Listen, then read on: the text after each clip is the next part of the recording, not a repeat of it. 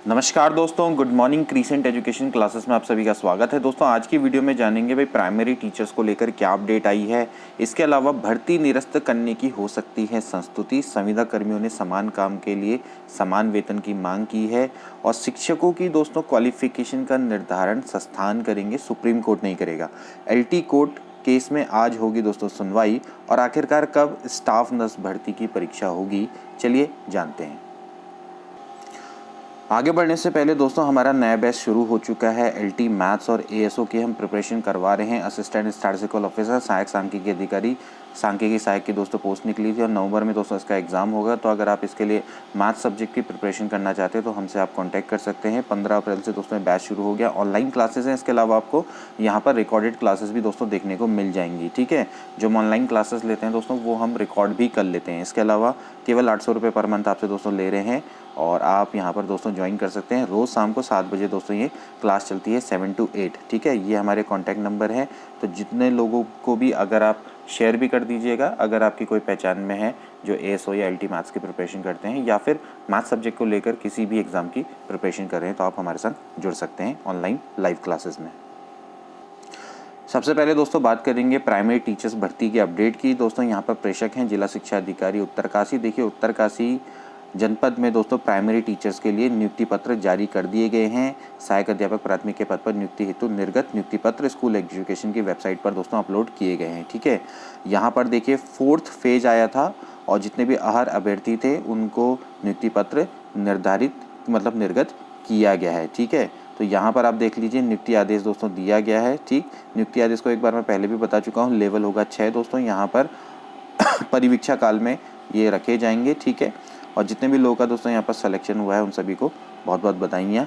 अब देखिए यहाँ पर आप देख सकते हैं इन सभी को ज्वाइनिंग मिल रही है। जैसे चंद्रा सुयाल हैं तो इनको राजकीय प्राथमिक विद्यालय सौण दुर्गम में मिला है जो कि डुंडा विकास खंड के अंतर्गत है। ठीक है, तो ये उत्तरकाशी में इतने सारे लोगों को दोस्तों ज्वाइनिंग लेटर जारी हो चुके हैं। 41 लोगों को कुल मिला के ज्वाइनिंग मिली है। सभी को बहुत बहुत बधाइयाँ। इसको हम टेलीग्राम चैनल पर भी अपने अपलोड कर देंगे।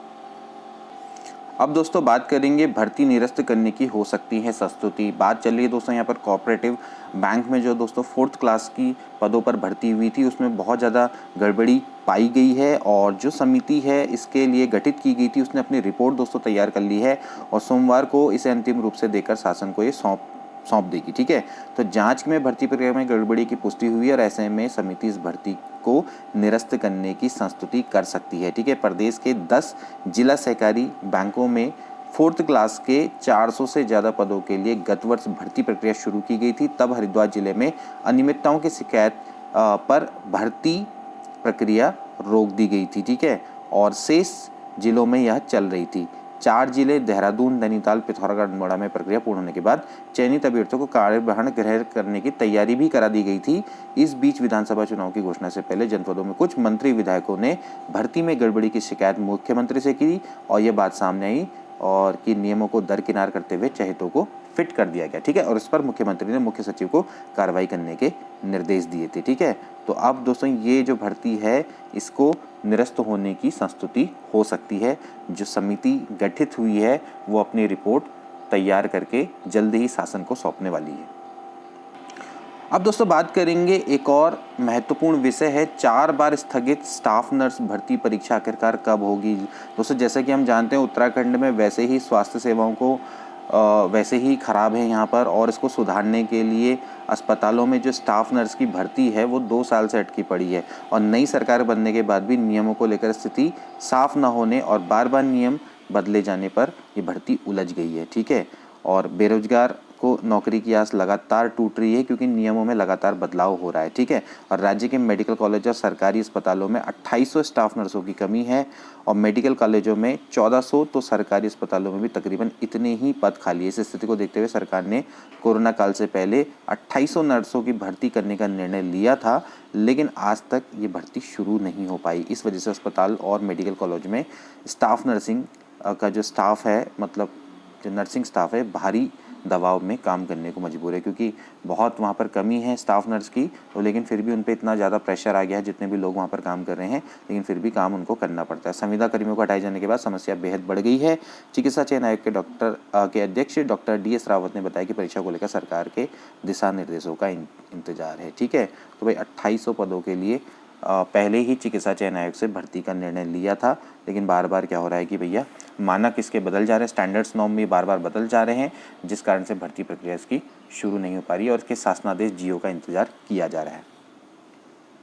इसके बाद दोस्तों एक और इम्पॉर्टेंट न्यूज़ है जो कि नेशनल लेवल पर है। शिक्षा में विशेषज्ञ की तरह काम नहीं कर सकते हम, बात की है सुप्रीम कोर्ट ने। इन्होंने कहा है कि भाई जो एजुकेशन में शिक्षक है इसकी योग्यता का निर्धारण जिम्मेदारी संस्थानों पर ही छोड़ दें, यानी कि जो NCT ही है यही लोग क्या करेंगे, शिक्षकों की योग्यता का निर्धारण करेंगे। दोस्तों यहाँ पर एक मामला चला था झारखंड का, तो झारखंड में जो हाई स्कूल के स्नातकोत्तर प्रशिक्षित शिक्षकों के पद पर नियुक्ति का मामला चला था। ठीक है, इस पर रिट पड़ी थी। तो यहाँ पर क्या था कि विज्ञापन के अनुसार उम्मीदवार के पास इतिहास में स्नातकोत्तर और स्नातक की डिग्री होनी चाहिए। ठीक है, अगर आपको टीचर बनना है। ठीक है, और यहाँ पर जो पोस्ट है दोस्तों यहाँ पर है स्नातकोत्तर प्रशिक्षित शिक्षक, इसकी बात चल रही है। ठीक है, तो याचिकाकर्ताओं ने क्या किया, इतिहास की शाखाओं में से, यानी जैसे कि आप जानते हैं कि भाई प्राचीन भारतीय इतिहास होता है, भारतीय प्राचीन इतिहास होता है। ठीक है, और संस्कृति हो गई, मध्यकालीन आधुनिक इतिहास होता है। ठीक है, भारतीय प्राचीन इतिहास संस्कृति और पुरातत्व में से एक की डिग्री ली है। ठीक है, तो यहाँ पर इन्होंने ये माना था कि भाई हमने तो डिग्री ले रखी है, तो इतिहास की एक शाखा में डिग्री लेने को समग्र इतिहास की डिग्री प्राप्त करना नहीं कहा जाता है, और एक इतिहास के शिक्षक के रूप में उसे इतिहास के सभी चीज़ों को पढ़ाना होता है। तो यही हुआ होगा कि इस टीचर ने इनमें से एक की ले रखी थी, या तो उसने आधुनिक भारत के इतिहास की डिग्री ले रखी होगी या फिर प्राचीन की ले रखी होगी। ठीक है, तो यहाँ पर दिक्कत यही है कि इन्होंने माना कि जो सरकार है, सरकार ने उसके आवेदन को खारिज इसलिए कर दिया क्योंकि इतिहास की उसके पास डिग्री नहीं मानी गई। इतिहास की एक शाखा में डिग्री लेना, इतिहास में डिग्री लेना नहीं माना जाता है, ये माना गया है सुप्रीम कोर्ट के ऑर्डर। ठीक है, तो इतिहास की एक शाखा में डिग्री लेने से समग्र इतिहास में डिग्री प्राप्त करना नहीं कहा जा सकता। ठीक, इसके बाद नेक्स्ट दोस्तों, संविदा कर्मियों ने समान काम के लिए समान वेतन मांगा। नैनीताल में विद्युत संविदा कर्मचारी संघ का प्रदेश अधिवेशन आयोजित किया गया और यहाँ पर हमेशा से इनकी मांग रही है समान कार्य के लिए समान वेतन। उत्तराखंड विद्युत संविदा कर्मचारी संघ का 12वां प्रदेश अधिवेशन रविवार को नैनीताल में शैले हॉल में आयोजित किया गया और इसका शुभारंभ मुख्य अतिथि व नैनीताल विधायक सरिता आर्य ने किया। संविदा कर्मचारी ने अपनी समस्याओं को लेकर विधायक के समक्ष और मुख्यमंत्री पुष्कर सिंह धामी को ज्ञापन भेजा। ठीक है, और विधायक सरिता ने कहा कि वो अपने स्तर से संविदा कर्मचारियों की समस्याओं को शासन तक पहुंचाएगी। कर्मचारियों का कहना है कि हाईकोर्ट व औद्योगिक न्यायाधिकरण के नियमों के अनुसार उपनल के कर्मियों को नियमित व ऊर्जा निगम में काम कर रहे सभी कर्मचारियों को समान कार्य व समान वेतन, महंगाई भत्ता, संविदा कर्मियों को वर्ष में 2 बार महंगाई भत्ता, परिवर्तनीय महंगाई भत्ता दिया जाना चाहिए।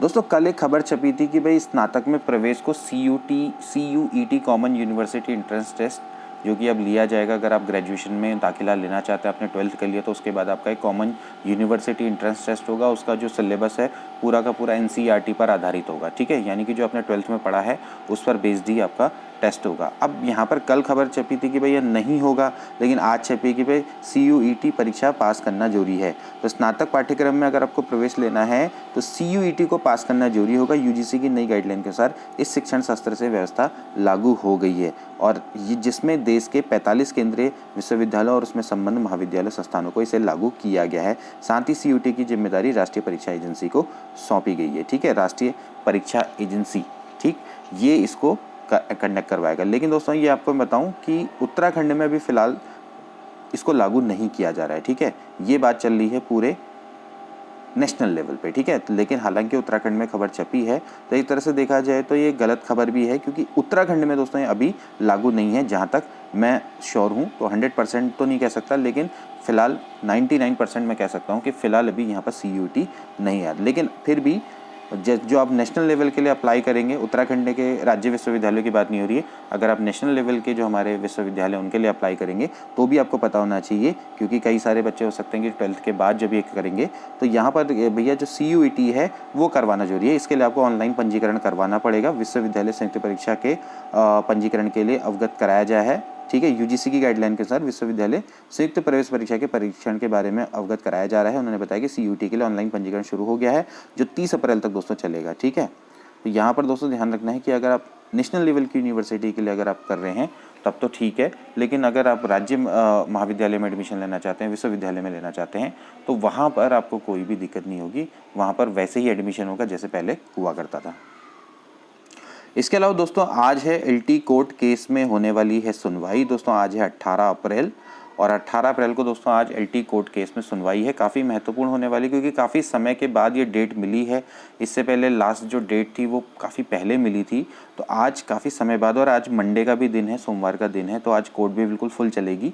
तो हो सकता है कि बिल्कुल इसका नंबर आए, सुनवाई भी हो, और पॉसिबिलिटी हो सकती है कि फाइनल हियरिंग के लिए आज या तो आज ही हो जाए या आज के बाद अगली फाइनल हियरिंग हो। तो आज काफ़ी इंपॉर्टेंट है। आज आपके दोस्तों एलटी हिंदी की भी सुनवाई है, एलटी फिजिकल एजुकेशन की भी सुनवाई, इसके अलावा अन्य कुछ और इंपॉर्टेंट केसेस हैं उनकी भी सुनवाई है। इसके अलावा कुछ केसेस हैं जिनको कि मई में किया गया है, ठीक है, उनकी भी अपडेट आपको देते रहेंगे। लेकिन फिलहाल आज जो होता है वो देखा जाएगा, मे बी शाम तक आपको अपडेट मिल जाएगी। तो दोस्तों आज की वीडियो के लिए इतना ही, मिलते हैं अगली वीडियो में। Till then take care and good bye.